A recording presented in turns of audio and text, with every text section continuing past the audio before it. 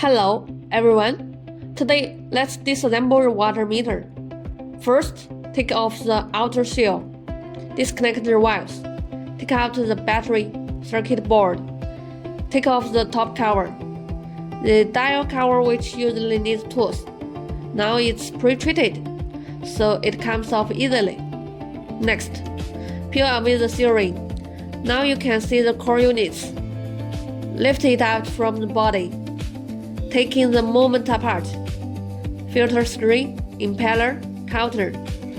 On the counter, you will see black number wheels and pointers on top, with gear in the middle. Finally, we are left with the empty water meter body. That's the whole process. The rotation of the water meter gears drives the movement of the dial pointers. Each turn of the gears corresponds to a specific amount of water flow, shown by the pointers. The faster the gears rotate, the quicker the pointers move, accurately tracking the volume of water used. Thanks for watching.